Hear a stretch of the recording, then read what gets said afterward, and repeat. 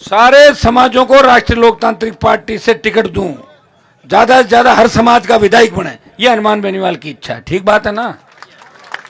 और वो schedule caste के थोड़े ज्यादा बन जाए, वो है ना, आरक्षित है, पिछड़े में, तो उनको और ज्यादा तादाद में SC ST OBC कैसे बढ़े आगे। और मैं तो ये भी कोशिश करूंगा कि कांग्रेस बीजेपी जो लेकर आई 33% महिला आरक्षण, मैं ये तो नहीं कह सकता कि कितनी सीट हम देंगे, लेकिन कोशिश करेंगे कि महिलाओं को, नौजवानों को ज्यादा से ज्यादा राष्ट्रीय लोकतांत्रिक पार्टी प्रत्याशी बनाए और उनको सत्ता के अंदर लेके आए, विधायक बना के लाए।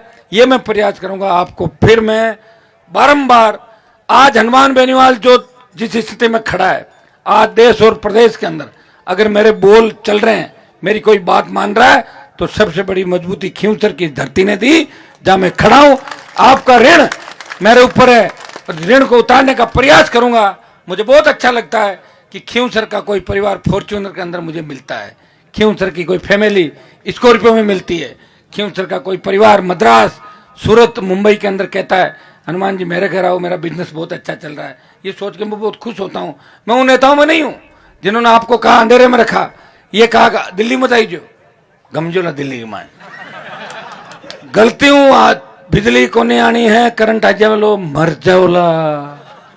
मैं कहता हूं आओ मेरे साथ साथ बैठो, आइए आगे साथ साथ चलिए। ये तकलीफ लोगों को है कि जगा रहा लोगों को, और जगाते जगाते कहीं हरियाणा यूपी की तरफ नहीं आ जाए जहां हम फर्जी दुकानदारी लेके बैठे।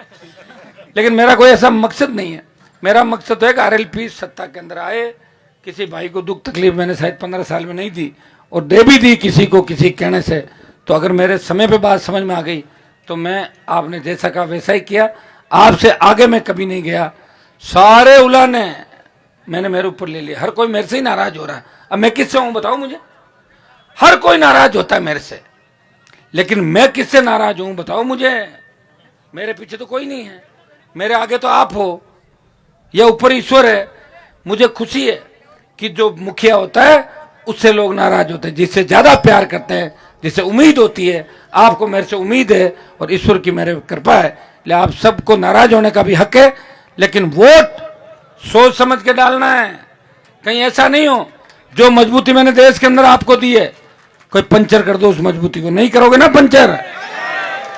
ये मैंने जो 25-30 हजार की लीड की बात करी थी साइड में, अब तो हो जानी चाहिए। अब तो बहुत टाइम हो गया 8 को, उस समय 8 में 16 हजार की बढ़त थी, अब के जानी चाहिए 30-35 हजार की बढ़त।